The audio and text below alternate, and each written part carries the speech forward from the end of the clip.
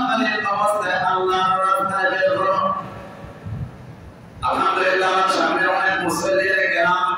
আপনাদের বিয়ের মাঝে প্রশ্ন একটা প্রশ্ন হয়, রমজান মাস গেছে আমার বাবা নাই, রমজান মাস চলে ইতিজাজকে সাজাই দেয় আমার মা নাই, রমজান মাস চলে গেলে আমার দাদাই বড় আমার আদর করতা, আমি গর্ব করি আমার দাদাই বড় মায়া করতা, আমার দাদি বড় মায়া করতা, আমার নানা বড় মায়া করতা, আমার নানি বড় মায়া করতা, আমার বউয়ে বড় মায়া করতা, আমার শাশুড়ি বড় মায়া করতা।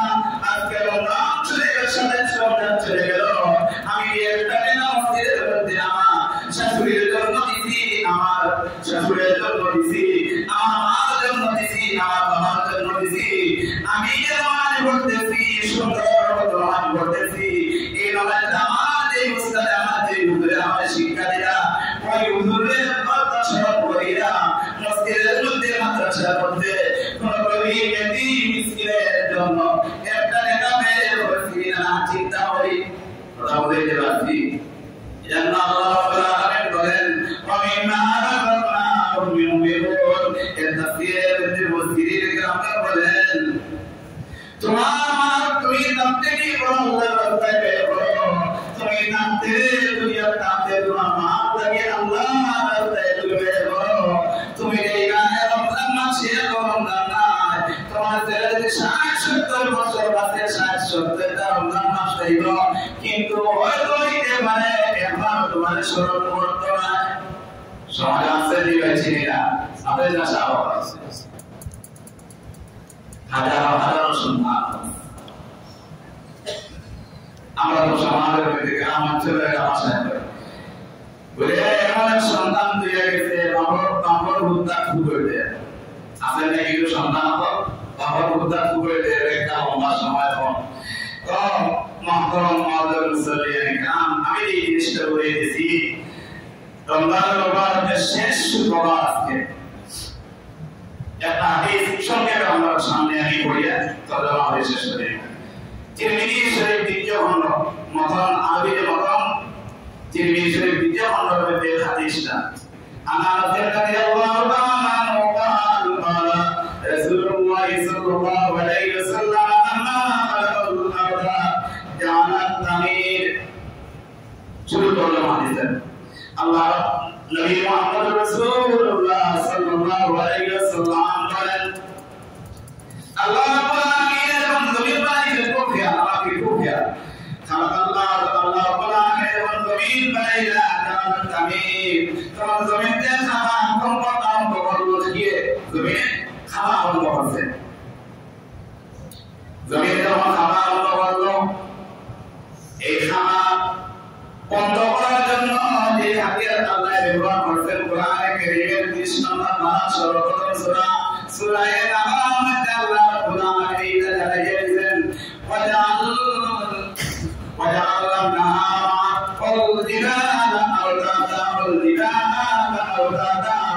আমি জমিনের মধ্যে পাহাড় প্রতিষ্ঠা দিছি, জমিনকে পেরাত বানাইয়া রাখছি, জমিনটা যেন নড়ে না। নবী মুহাম্মদ রাসূলুল্লাহ সাল্লাল্লাহু আলাইহি ওয়াসাল্লাম বলেন যখন জমিন আল্লাহ বানাইলা বানাইয়া জমিনে যখন কম্পন আরম্ভ করলো রব্বুল আলামিন বানাইলা আমানাকাল দিলালা ফাকালা বিহা আলাইহিনা আস্তাকারাত আরিবাতিল মালাইকা। আল্লাহ রাব্বুল আলামিন জমিন বানাইতে বলে যখন কম্পন আরম্ভ করলো তখন আল্লাহ রাব্বুল আলামিন কি বলল আমার প্রতিমা বানাইয়া জমিন দিয়ে বিরাট আল্লাহ সুবহানাল্লাহ আরিবাতিল মালাইকা ফেরেশতারা আশ্চর্য ফরমাইলা মিন শিদ্দাতিল আজরা ওয়া আল্লাহ মানদাকিটা আরো শক্তিশালী করে দিয়েছেন আপনি। তো আল্লাহ রাব্বুল আলামিন বলেন মাকালু ইয়া রাব্বি হামিল খালদিকা শাইআ আশদুন আল-জিবাল, পাহাড়টাকে আরো শক্তিশালী করে দিয়েছেন আপনি। বাদাম আল্লাহ রাব্বুল আলামিন বলেন আল-হাদীদ, পাহাড়টাকে শক্তিশালী হইল দিয়া দোয়া। فقالوا يا ربي هل من خلقك بشيء أشد من الحديد فاستولى وما يرى الله أنك أشد الذين أسري قال نعم النار الله رب العالمين وما يأتي شد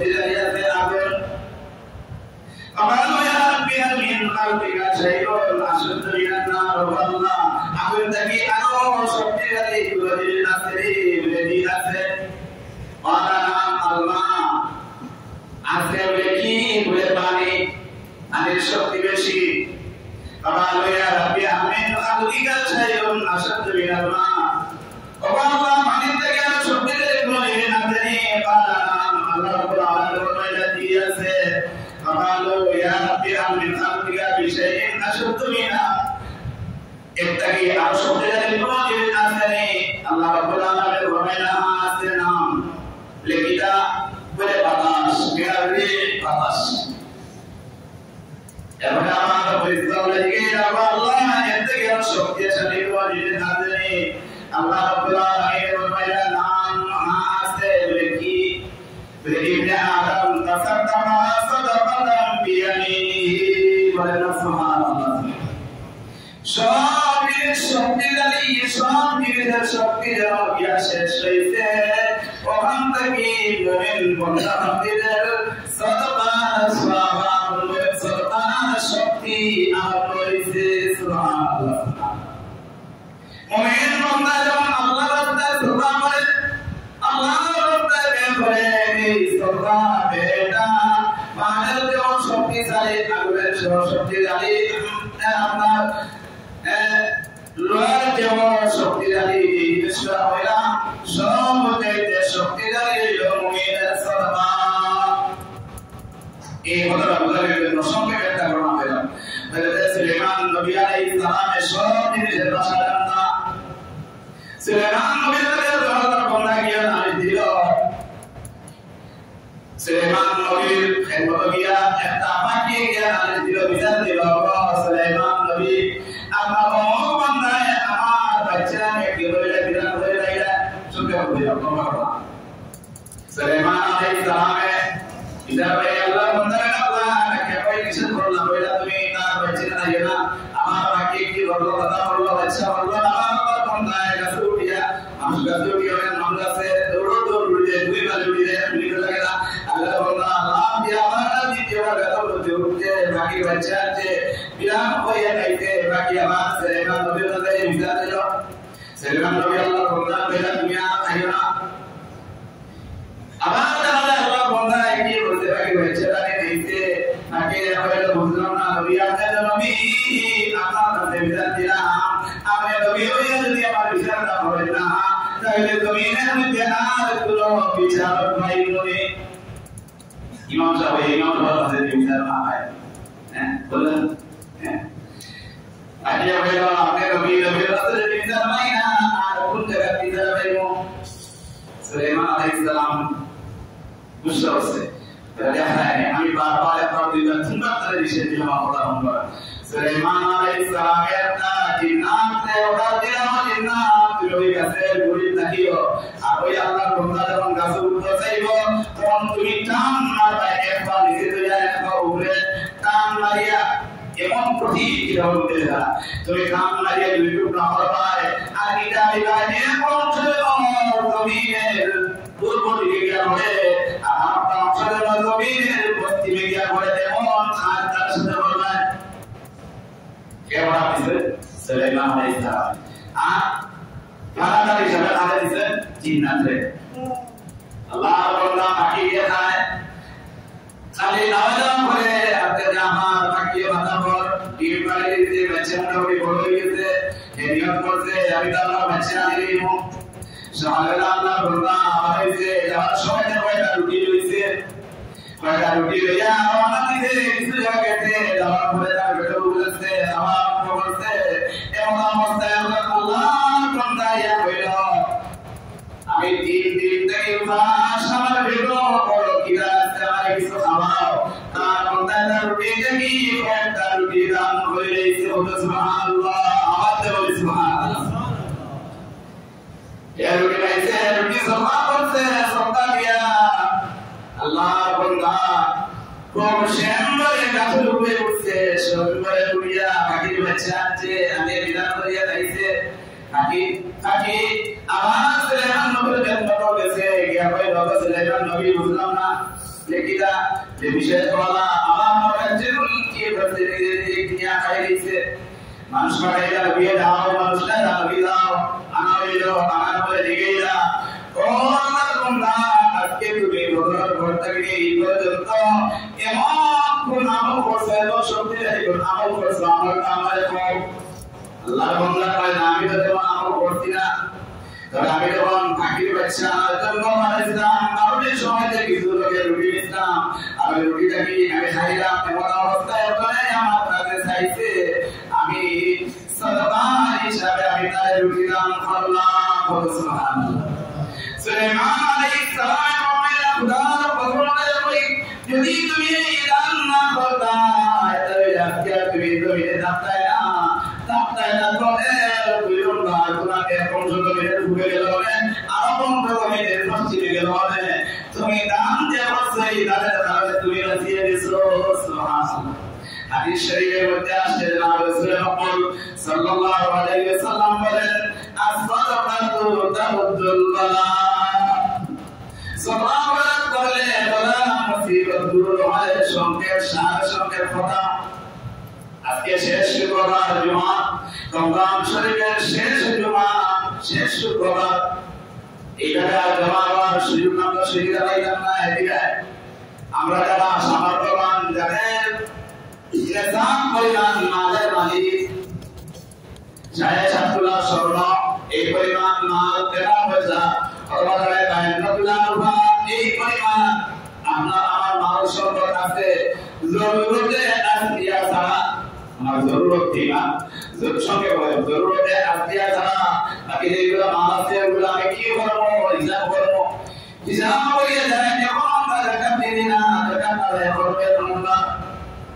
দুই নম্বর যারা জাকাত দেন পরিমাণ মালের মালিক আছি আমি আমার নিজের পক্ষ থেকে আমার নাম মালিক মাসুম বাচ্চাদের পক্ষ থেকে সদায় বিধির আদায় করা ওয়াজিব কথা বলে যাচ্ছে যারা পরিমাণ মাল এদের জন্য নিজের পক্ষ থেকে কথা বলবা নিজের পক্ষ থেকে মাসুম না মালিক বাচ্চাদের পক্ষ থেকে কথা বলে যাচ্ছে নিজের পক্ষ থেকে নিজের মাসুম না মালিক বাচ্চাদের পক্ষ থেকে সদায় বিধির আদায় করা ওয়াজিব आपका मसला আমরা ফেস লাগাই দিই যাকাত দিলে ফরজ যাকাত দিলে ফরজ আর যাকাত আপনি বিদা দিলে দিয়া আরবি হেদায়া রেদার হাওলান হাওল আরবি শব্দ যাকাতের বেলায় গিয়ে আজকে রমজান শরীফের শেষ শুক্রবার আগামী বছর আজকে এই তারিখ 29 তারিখ মাসে 29 তারিখ মাসের আগামী বছর মাসের 29 তারিখ পর্যন্ত যদি আমরা আমার কাছে নেশাব পরিমাণ মাল দাঁড়িয়ে দাঁড়িয়ে যাকাত হইলে গিয়া ফরজ কথা বলে যাচ্ছি এর বছর হাওলান হাওল পুরা এক বছর যদি আপনি মালের মালিক থাকেন মাশাআল্লাহ আমরা মাস সামনে কুড়ির মালিক একটা এর আগে মাল গেছে কি আপনার জাকাত কি হয় ফরজ না এক বছর কিন্তু ফিতরার বেলায় যদি আপনি ঈদের দিন সকালবেলা পর্যন্ত যদি নেশাব পরিমাণ মালের মালিক হয়ে গেছে আপনার উপরে ফিতরা দেওয়া ওয়াজিব কথা বলে যাচ্ছি ইনশাআল্লাহ ভাই লন্ডন আছে বা ওই লন্ডন আছে ঈদের রাইট ফোন হয়ে গেছে তোমার বিকাশ নম্বরটা দিও আমি কি করলাম বলে তোরা টাকা দিলাম টাকা পাঠাইতে এমন ভাবে টাকা পাঠাইতে যে টাকা পাঠালেন তাদের মালিক হয়ে গেছে আপনার বেসরতায় ফিদির আদায় করা ওয়াজিব আপনার মালিক বাচ্চাদের পক্ষে আদায় করা ওয়াজিব এবং কত হইল আমার কাছে ঠিক আছে কথা মাসআলা যদিও সময় যদি পেয়ে যায় আপনার ফায়দা দিন হইল কারণ প্রশ্ন এটা আমার মাসুম নাগরিক বাচ্চা আছে আমার নাগরিক বাচ্চা আছে আমার মা আছে আমার বাবা আছে আমার স্ত্রী আছে আর বেলায় কি তারা যদি মা থাকে দেখে তাদের মা থেকে আদায় করবা কিন্তু মুস্তাহাব সমাজের কিতাবের মাসআলা আছে আপনি সমাজের মুস্তাহাব হইলে সবার পক্ষ থেকে আপনি দিই মুস্তাহাব হইলে আপনি মুরব্বি আপনি সবার পক্ষ থেকে না আদায় করা উচিত মুস্তাহাব হইলে সবার পক্ষ থেকে আপনি না আদায় এটা মুস্তাহাব কিন্তু ওয়াজিব হইলে জানেন পক্ষ থেকে একমাত্র বাবা এবং তার মাসুম যে বাচ্চা বলা হয় এই বাচ্চাদের পক্ষ থেকে এজন্য আমাদের মহাদিনী کرام মুআজ্জাজ মুসল্লিয়ায়ে کرام সঙ্গে